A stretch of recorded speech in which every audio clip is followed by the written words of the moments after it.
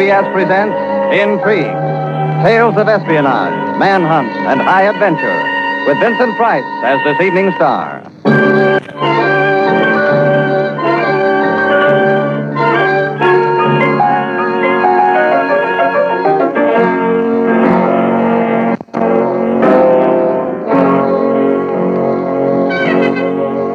This is the exciting and sinister story of a little group of British undercover agents fighting against desperate counter-espionage, hazarding their lives against the unseen and unknown forces of enemy operatives in the heart of blacked-out London, when the fate of the world hung on the outcome of a game played by a handful of ruthless men and women.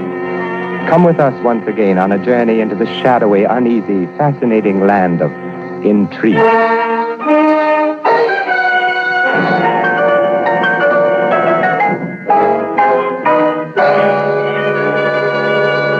With Vincent Price, star of Dragonwyck, in the role of Michael Kells, the Columbia Broadcasting System presents Sinister Errand, this evening's story of Intrigue.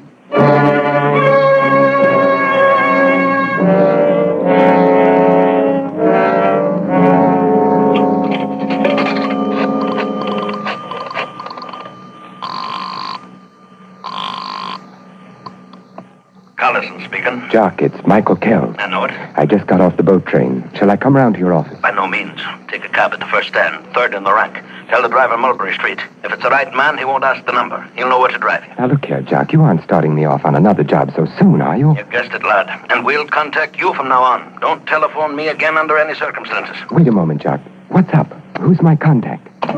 Are you there, Jock? Hello? Hello?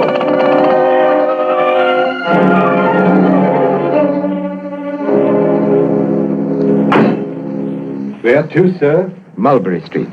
Yes, sir. Been away long, eh? Somebody tell you to ask me that? One of those new buzz bombs landed in the end of Mulberry Street the other night. Maybe you will be surprised when you see Mulberry Street, eh? You're not English, are you? I'm Belgique. Belgian, eh? Been here long? Maybe somebody told you to ask me that. I say, why are you stopping here? Now, don't try anything, my Belgian friend. Please, put away that gun. Makes me nervous. Speak up. Why did you stop here? Listen. You hear that? A buzzing sound. That's one of the new rocket bombs. Coming this way, too. Well, why no warning? Comes too fast. No time for it. It stopped. What's happened? That is the way they work. The mechanism shuts off just before they land. It's taking it a long time. Maybe it's a dud. Do not be nervous. You will get accustomed. Whew. What a blast. Now, maybe you begin to see what things are like in London. Only one thing has saved us so far. Oh? What's that? They do not know how close to their targets these things are hitting. Oh. So far, their agents have not been able to get any reports through to Berlin on it. If they ever do, they will be able to aim them accurately, and that will be the end for England. I should think Herr Himmler would be sending some of his very smartest agents over here to accomplish that mission. Apparently, that has already been done. They have set up a special unit outside the regular espionage services. Created an entirely new field of activity, you understand. As yet, unknown to our interceptors and counter-agents. So that's the way of it, eh? That is the way of it, Mr. Kells. That is their Sinister Errand.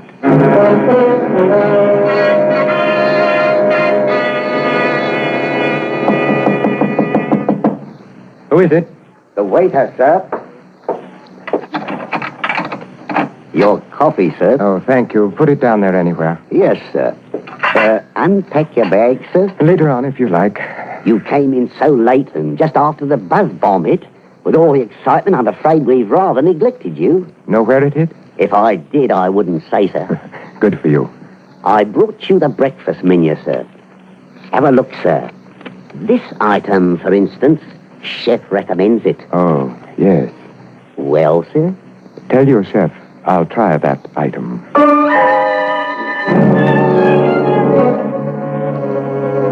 The item was an address, scribbled in pencil on the menu. 23 Kinule Street. It had the look of a shabby lodging house. I went in and climbed the first flight of stairs. At the top of it, the door of a room was standing open, and something inside caught my eye. It was a necktie hanging over the mirror post of an ugly, fumed oak dresser. The tie was a nice, heavy Spitalfields silk in gray and black. The sort of thing Sammy Carew always used to wear. That was my contact then, Sammy Carew, one of the best agents in British intelligence. I tiptoed into the doorway, hoping to give him a start, and then I was the one who got the start. Lying face down on the floor in the middle of the room, a knife handle sticking out of the small of his back, was Sammy Carew.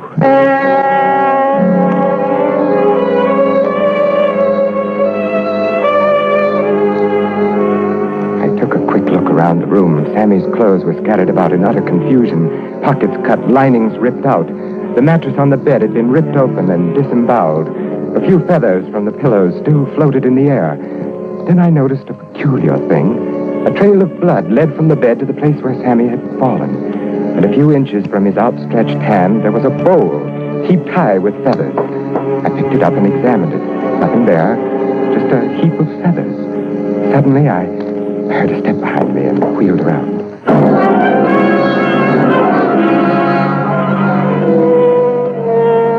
Who are you? What's happened here? Looks as if someone had been murdered. Who are you? Oh, no. It's not Sammy. That was the name I knew him by. Oh, my poor boy, my poor, poor boy. You knew Sammy quite well. I was his aunt.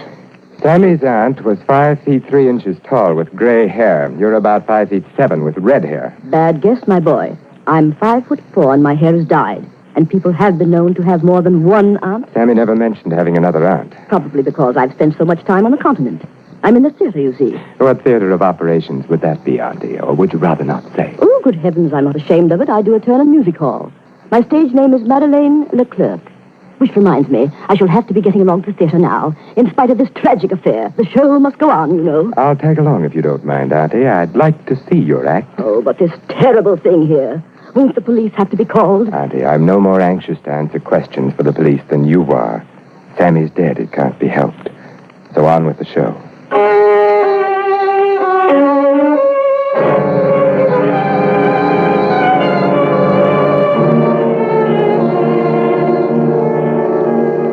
One thing she told me wasn't a lie. She was really a performer in a music hall. I dropped her at the stage entrance and dismissed the cab. One of the posters on the front of the theater had a portrait of Auntie on it, surrounded by pigeons. Madame Leclerc and her educated doves. She shared top billing with the great Ravallo, the man with 100 voices.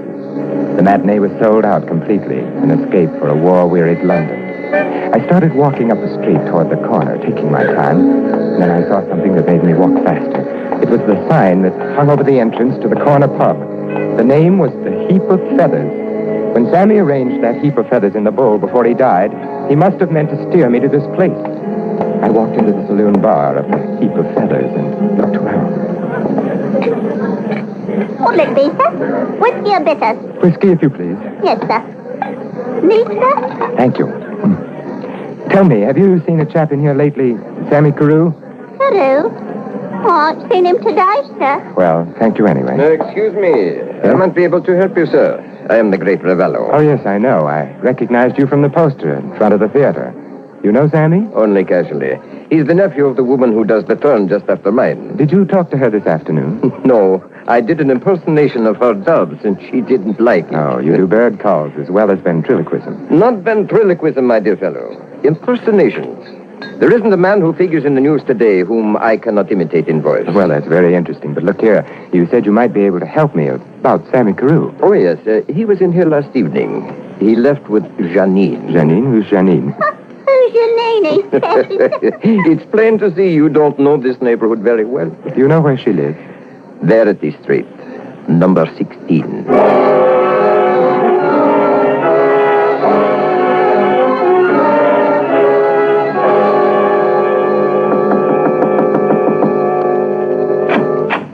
Yes? Miss Janine? I'm Janine. I'm a friend of Sammy Carew's. Oh, you better come in. What about Sammy? He's been murdered. You must be joking. No, I'm not joking. No. Oh, no. There. You must have liked him a lot. I loved him. When did it happen? You and he left a pub called the Heap of Feathers, arm in arm, last night. A short time later, someone stabbed him in the back. It might have been you, Janine. Are you from the police? Do I look like a policeman? No. No, you don't. See here, Mr. Kells, Michael Kells. I shouldn't be risking this, Mr. Kells. But I have a feeling you're all right. You see, Sammy Carew is my husband. Oh, poor Sammy. First he gets an aunt that trains birds, and now a wife that hangs out in corner pubs. We were married in France when he was working with the Marquis. That's how I happened to come here to England. He was doing some kind of secret work for the government. I never knew much about it. After we arrived here, it was necessary for us to live in separate apartments, so as to keep his identity a secret. And last night? He told me he was worried. He told me about the job he'd been on. He'd stolen something from some enemy agents, and he was afraid they'd kill him before he could deliver it to the people he was working for. Did he have it with him? I don't know. Oh, I wish I knew what to do, Mr. Kells. If Sammy had only told me more about himself. A man came here this morning. He demanded an envelope he thought Sammy had left with me. He said that unless I give it to him, the next time he comes here, he'd kill me. Have you any idea who this fellow was? I'd seen Sammy talking to him once or twice in the Heap of Feathers place. A big, dark man, wearing a chauffeur's cap. Ernie, I think his name was. I was on my way out to tell Sammy when you came in. I'm so frightened, Mr. Kells. I don't know where to turn. If it's on the level about your being Sammy's widow, I'll look out for you. Well, I have everything here, all the papers. Look at them, Mr. Kells. Does that convince you? Okay, what's this? Diplomatic visa. How did you rate that? I can't answer that question. You must have been hobnobbing with the Prime Minister. Please don't ask me any questions about the visa. It has nothing to do with this other business, I assure you. Well, you're Mrs. Sammy Carew, all right. That's what I wanted you to be sure of. Oh, you will help me, won't you, Mr. Kells? What do you want me to do? I want you to find that envelope. So you can give it to the Himmler boys. So it can be delivered to the people Sammy was working for. It's the only way both parties will be convinced that I haven't got it. I don't think you need to worry, Janine. You've certainly convinced me you haven't got it. And you'll help me. Yes, and the man who threatened you, the man named Ernie, you needn't worry about him anymore. I'll look after him, personally.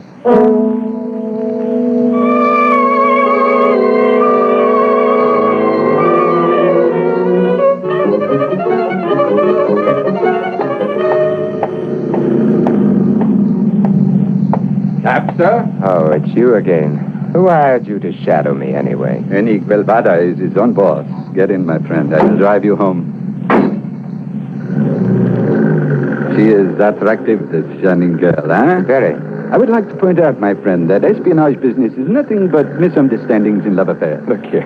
If you think I've fallen for Janine, Who could blame you? Wasn't that rather crude of you to go around and threaten her? Maybe it was not crude of her to go around to Sammy's place after he was killed and rip the place to pieces looking for the envelope. She did that? She did. With her husband lying dead on the floor with a knife in his back, she goes calmly to work. Then upstairs she goes to Auntie's room, not even stopping for last looks at her poor dead Sammy. You saw all that? Certainly. She is in such a hurry, she does not even stop to draw the blinds. I did not know at the time what had happened to Sammy. I could not see the floor from where I was standing. What happened after she went upstairs to Auntie's apartment? I could not see in those windows at all. Then you came in, and after that, Auntie. Pretty soon you and Auntie leave, and I trail you to the music halls. You've had a busy day, haven't you, Ernie? I do not like this kind of assignment. Too much red tape. There's only one way to make a German talk.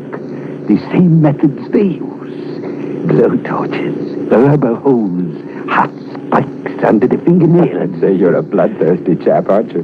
Personally, I have never stood for any nonsense from accursed Germans, So I've heard. Give me 1 hour with that Janine in a soundproof room, and she will tell the whole plan. Names, everything you need. There's no proof of anything against her. There is only one way to get it. That's not our way in England. You are the boss. Besides, how do I know you're the person you pretend to be? Do me a favor, Michael. Take this Janine to dinner tomorrow night. Choose a place. Later on, I will drop around to your table. Watch her face when you tell her my name is Guelvada. They all turn green at the mention of my name. The swine. If she does not turn at least chartreuse, then my name is Heinrich Himmler.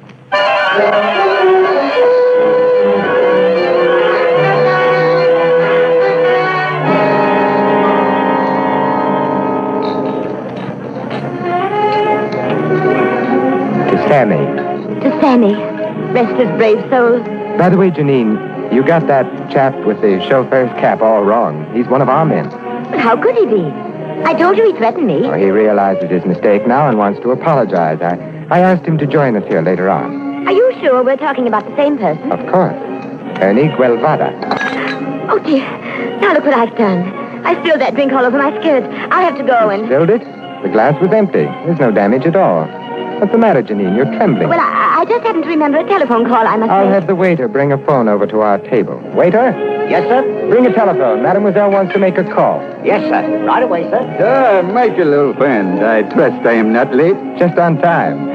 You two have met, haven't you? Miss Janine, Ernie Guelvada. Miss Janine, I must apologize for my behavior of the other morning. Had I known that you were the widow of Carew... Michael, the smoke in here is giving me such a headache. Please take me home. By the way, Michael, you remember the story I was telling you about that beautiful spy in a certain city? What spy? What city? You know, in Lisbon, Marandal. Marandal. You knew her, mademoiselle? A wonderful woman, a Nazi, but beautiful. It pained me to have to torture her, but she was reluctant to give me the information I needed. And I did not have time to make love to her, so... Michael, will you please take me home? I'm sure Mr. Guelvada will excuse me. I will take you in my cab. It is just outside. No, don't touch me. I was only trying to assist you into your coat, mademoiselle. You're behaving very strangely, Janine. I'm sorry, it's this headache. Please take me out of here. Dear me, Miss Janine, you look quite pale. A nervous condition, I'm positive. Michael, send him away. I refuse to go in his cab. You're being hysterical, Janine. Now stop it. I know what you're up to, both of you. You're going to take me away and torture me. Why should I torture you, Miss Janine? I have definitely decided that you do not have the envelope, and so has Michael. Come along, Janine. Get into the cab and stop this nonsense. No, I won't. I won't help. Please. What's the problem, miss? These two men are molesting me. They tried to force me into that cab. She is intoxicated. She does not know what she is saying. Well, it doesn't look intoxicated to me. Now run along, you two, and leave the lady be. Thank you, officer. You saved my life.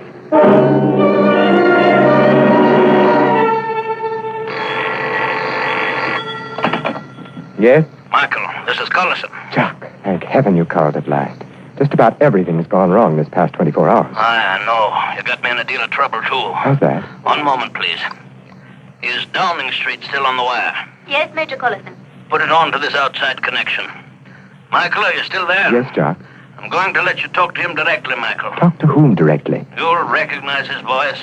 Go ahead, sir. Are you there, Mr. Kells? Yes. Oh, yes, sir. Well, sir, you know I don't at all like to meddle in matters getting under my affair. But a young friend of mine, a refugee in whom my wife has taken an interest, seems to think you've gotten the wrong idea about her. She's quite hysterical, of course. Lots of talk about torture and all such nonsense. It never happened in England. Well, to be brief, Mr. Kells, I personally will vouch for this girl. I'm positive that you must be quite mistaken in your ideas about her. Yes, sir. Perhaps I was a bit hasty. Oh, be vigilant. Be vigilant, lad. Yes, sir. Thank you, sir. Was that connection all right, Michael? Yes, indeed, Jock. What a connection.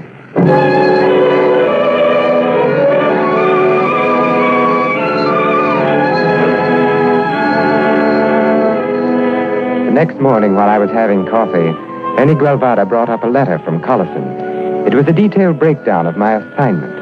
I was to find the envelope Sammy Carew had been killed for. It contained microfilm reductions of the Himmler unit's collated reports on the buzz bombs, which would enable the enemy to perfect the aim of the new weapon. My sole job was to find out where Sammy Carew had hidden it. Examine the facts, Michael. Once Sammy got the envelope, what is the first thing he would have done? Drop it in the mail naturally and mail it to headquarters. But he did not. Why? Well, he must have wanted to check on the contents. So he takes it up to his apartment, but he never leaves there alive. The killers did not find it on him, so what has happened to It it? must be somewhere in that house. If I was Sammy in that spot, do you know where I would hide it? Now, where? In Auntie's apartment. You're crazy. Where is the last place you would think of looking for something you knew had been stolen from you? Well, it's a possibility. Anyway, worth a try. And don't look for secret panels, my friend. Look the most obvious place.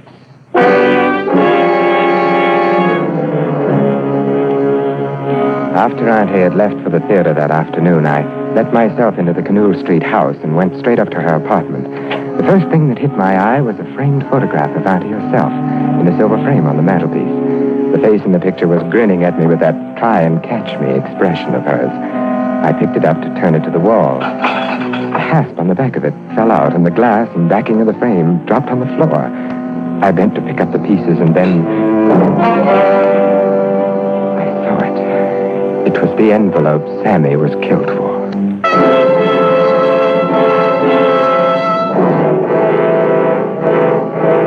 Thank you for finding that, Mr. Kells. Now, will you please hand it over? No, I won't, Ravala. I don't like killing an agent, even a British agent. But if you force me... You thought you were very clever following me here, didn't you, Ravala? I think I've been rather clever all along the line, Mr. Kells.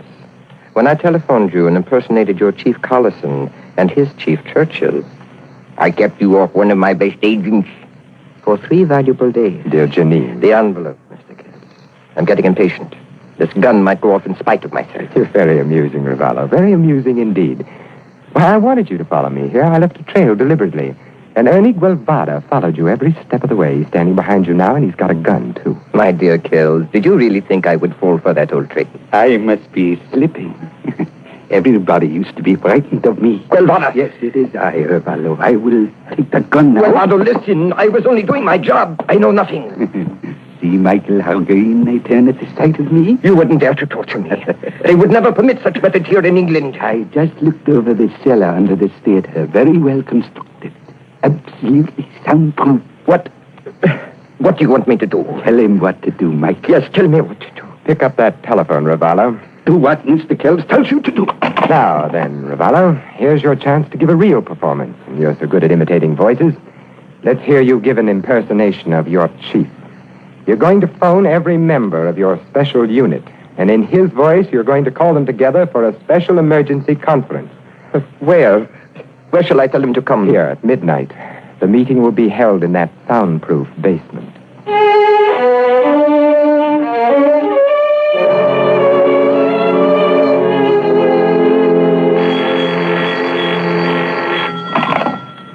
Hello? Is that Mr. Hoffman? Speaking. There was quite a large fire in your neighborhood last night. 3 and 7, Operation Zero. It's safe to talk. Listen closely. There will be a meeting of the entire unit at midnight tonight. The 7 Arts Theater in Rodney Place. You will come to the stage entrance and proceed directly to the...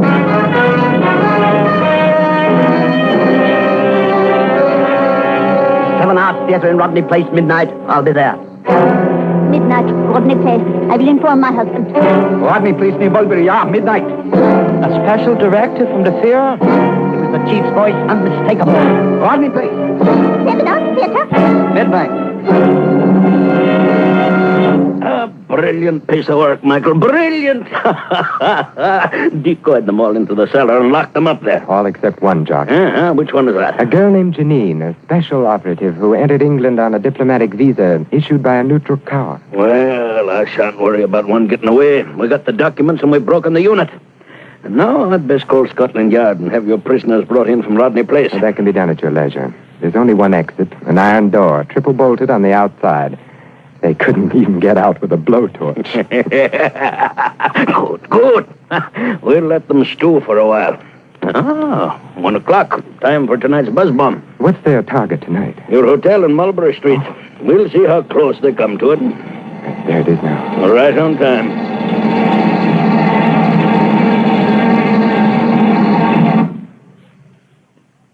Now, we shall see whether we've done for them.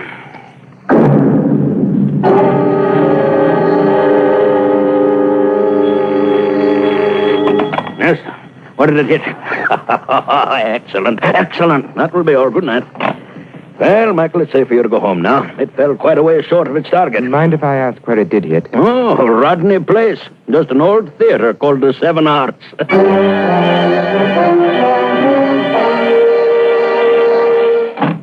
Janine, I didn't expect to find you here. Don't be angry at me.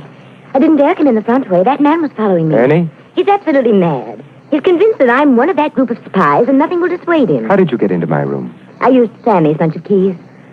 Oh, please don't be angry with me, Michael. I'm not angry with you, Janine. I'm just tired. Why don't you give up this life, Michael? We could go away together. To Ireland or somewhere.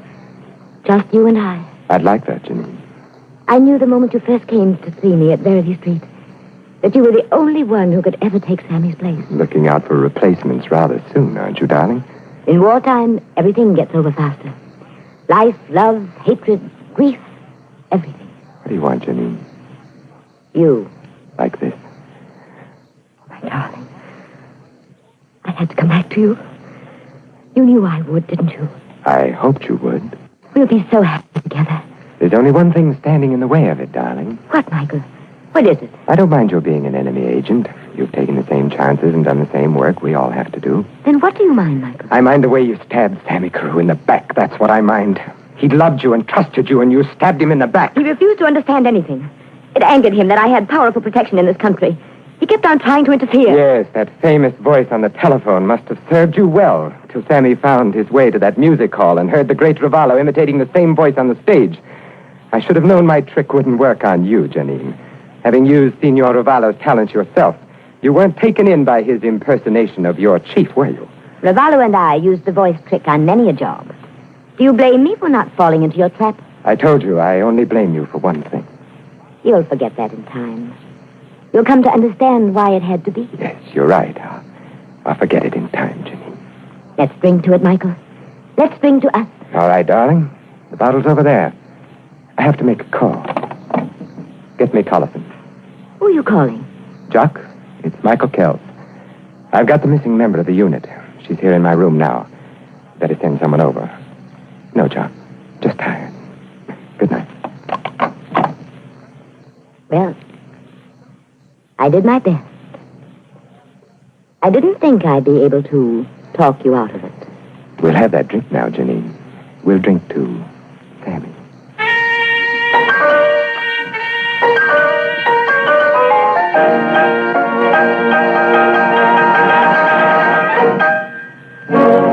With Vincent Price as star, CBS has brought you Sinister Errand, third in a new series, Intrigue.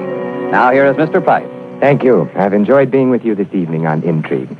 Our producer, Charles Vander, tells me that there won't be any show next week because of the VJ Day anniversary. But I shall certainly be listening 2 weeks from tonight when Joseph Schildkraut returns to bring you that most famous of all stories of intrigue, The Great Impersonation, the masterpiece of that undisputed master of the sinister, E. Phillips Oppenheim. Good night. Vincent Price appeared on Intrigue tonight by permission of 20th Century Fox, producers of Anna and the King of Siam. Robert Tallman adapted the story. Music was composed by Gail Kubik and Lucian Merrivack and conducted by Lud Gluskin. James Matthews speaking. This is CBS, the Columbia Broadcasting System.